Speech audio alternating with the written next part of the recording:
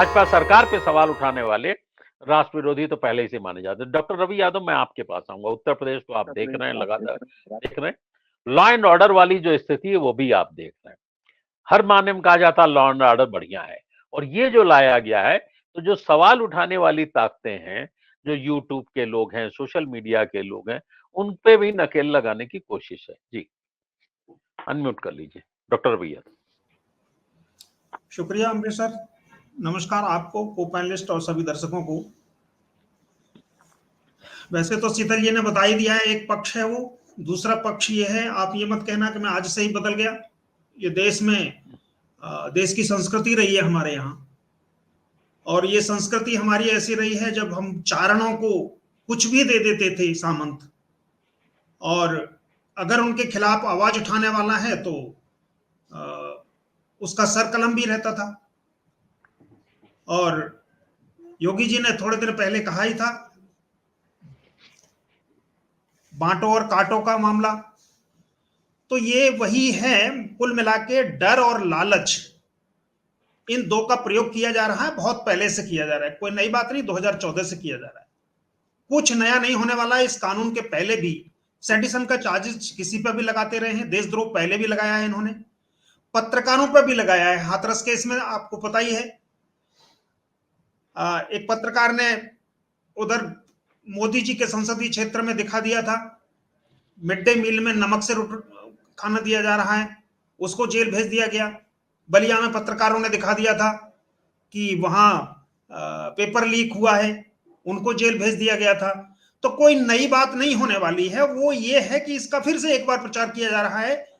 चुनाव आ रहे हैं और सरकार को पूरी तरह से ये समझ में आ रहा है कि वो इस समय अब उनकी जो पॉपुलैरिटी है वो खत्म हो चुकी है। एक बात। दूसरी बात यह है कि उनके द्वारा जो संचालित मीडिया, जिसको गोदी मीडिया बोला जाता है, गोदी मीडिया की जो छवि है वो बहुत खराब हो चुकी है। बहुत सर्टेन जो लोग उनको पसंद करते हैं, जो उनके खास समर्थक हैं, सिर्फ वही विश्वास करते हैं आज की तारीख में, जो मेन स्ट्रीम मीडिया के ऊपर, या उसको गोदी मीडिया जिसको बोला जाता है। अब वो ये देख चुके हैं कि जो यूट्यूबर्स हैं, जो वैकल्पिक मीडिया है, वो अपनी जगह बना रहा है, और वो एक तरह से प्रभावित कर रहा है जनमत को। तो अब उस पर किस तरह लगाम लगाई जाए। मेन मीडिया में वो पहले कर चुके हैं इस काम को, अब इस मीडिया पे उसी काम को किया जा रहा है। कुल मिला के नफरत फैलाओ और नोट कमाओ। आप आवाज, अपनी आत्मा को बेच दो। अगर आपको लगता है कुछ कि आप सरकार कुछ गलत कर रही है, तो वो मत उठाओ, जेल चले जाओगे। बेहतर है आप 1 करोड़ यानी 96 लाख रुपए तक कमा सकते हैं। 4 ग्रुपों में बांटा गया है उसको। 8 लाख रुपए तक एक महीने में एक आदमी अपने किस यूट्यूब मतलब जो वीडियो है उसके द्वारा कमा सकता है। शॉर्ट्स बना के 6 लाख रुपए कमा सकता है। तो कुल मिला के ये है कि आप 96 लाख रुपए तक साल में कमा सकते हैं, या फिर आप जेल जा सकते हैं। तो बांटो के अलावा, या तो बांटो और काटो वाला जो मामला थोड़े दिन पहले उन्होंने कहा था, वो वही करने वाले हैं कि अगर विरोध में है तो आप तैयार रहिए। जो पहले होता था, सरकार की जय हो, लंबरदार की गद्दी सलामत रहे, जो गांव में आते थे लोग कहने वाले, लोग कहते थे कि हाँ भैंस खोल ले जा भाई, तू भैंस मांग रहा है। मालिक कहा और उन्होंने कह दिया कि ये भैंस आपकी मुझे चाहिए, तो ले जा, क्यों तारीफ कर दी। या फिर जो सामंत उतार के पता चला गले से चेन पकड़ा देते थे, कुछ भी वही हो रहा है। आप तारीफ करिए और नोट कमाइए। आपने अगर सरकार की किसी पॉलिसी का विरोध किया, आप कहिए विश्व लेवल पर सबसे अच्छा काम रोजगार और शिक्षा के क्षेत्र में योगी जी कर रहे हैं।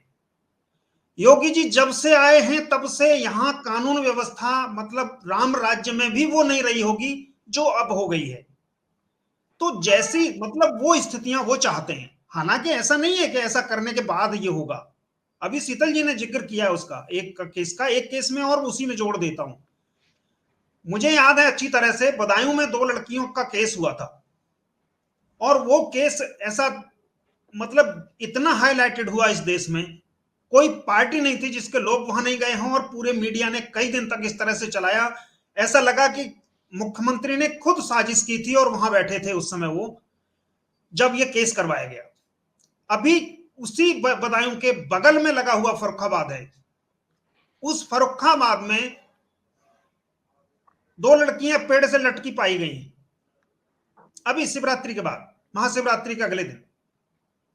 लेकिन वो न तो मीडिया में कहीं है, न कहीं उसका कोई जिक्र है, न कोई उस पर डिबेट है।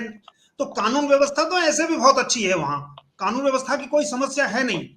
और जो कोई इस तरह की न्यूज दे भी देता है, जैसे कहीं से तो लगा पता हमको या आपको भी पता होगा इसके बारे में, तो किसी ने यूट्यूब पे दिया या ट्विटर पे दिया या इंस्टाग्राम पे दिया या किसी ने छोटे पेपर में लिख दिया, तो अब ये है, उनको चेतावनी है कि आप ये हिम्मत भी मत करिए। कानून व्यवस्था पर, शिक्षा पर, बेरोजगारी पर कोई सवाल सरकार से मत करिए और सरकार की तारीफ करके नोट कमाइए, अन्यथा तो जेल जाइए। दूसरा, जैसा कि आप देख रहे हैं, तो ये जो चुनाव हैं, और ये चुनाव सिर्फ 10 उपचुनाव नहीं है, एक्चुअली ये धारणा का मामला ज्यादा है। बनना तो भारतीय जनता पार्टी पर 10 की 10 सीटें हार जाने के बाद और 10 सीटें निकाल दी, 10 लोग रिजाइन कर जाएं, बहुत ऐसे प्रचंड बहुमत की सरकार उत्तर प्रदेश में है जिस पर कोई फर्क पड़ने वाला नहीं है। जितने एलाइज हैं वो भी सब बाहर निकल जाओ, क्या फर्क पड़ने वाला है, उनके पास इतने विधायक हैं इस समय। लेकिन परसेप्शन का जो मामला है वो बहुत बिगड़ता है इससे, और परसेप्शन वो जा चुका है कि भारतीय जनता पार्टी इस समय लोकसभा चुनाव में हार चुकी है, नंबर 2 पर है। अब भारतीय जनता पार्टी नंबर 2 पर है, और यही बात अगर यहां विधानसभा के उपचुनाव में भी होती है अगर, तो ये जो परसेप्शन है वो 27 के लिए बनने वाला है, और इसी के लिए वो इतना प्रयास कर रहे हैं। हालांकि ये जो प्रयास है वो इसके पहले भी इस तरह का करते रहे हैं, और मैं नहीं समझता कि इन सब चीजों से कोई बहुत फर्क इनके ऊपर पड़ने वाला है। इनकी जो पॉपुलैरिटी है इस तरह की चीजें करने से और गिरेगी, निश्चित रूप से इससे छवि खराब होगी।